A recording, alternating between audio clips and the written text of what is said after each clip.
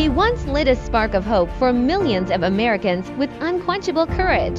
In the darkest, desperate situation, he was Franklin D. Roosevelt, the only president in American history to serve for consecutive terms. A legendary leader who fought against fate and reborn his country. In 1921, at the age of 39, Roosevelt was in the prime of his life, and he was already at the heart of American politics, with a bright future ahead.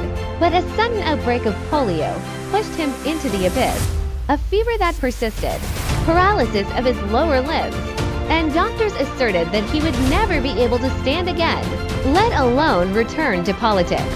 From a high-spirited elite to a disabled person who even needed help from others to get up, fate dealt him the cruelest blow.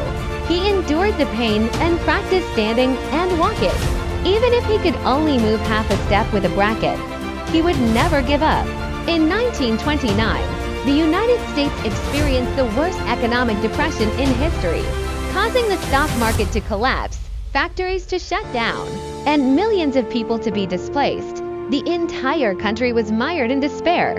In 1933, Roosevelt was elected President of the United States. At that time, the United States was already devastated and distracted. In the face of the crisis, he did not back down.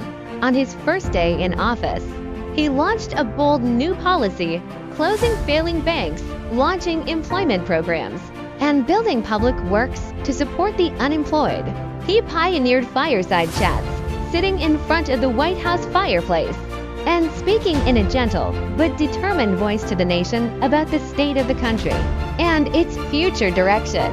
Without fancy words, only sincere communication, he let terrified Americans know that the government will always stand with them.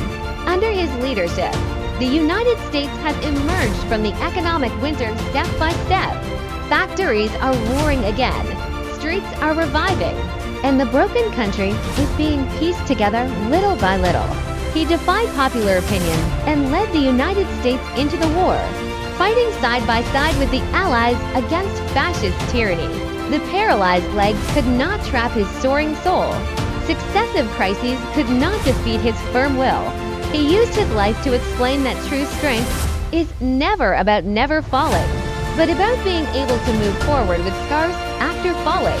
May we all be like Roosevelt, not afraid of the blow of fate, not afraid of the wind and rain in the road ahead, with courage as a sail, with tenacity as an oar, sailing towards our own distance.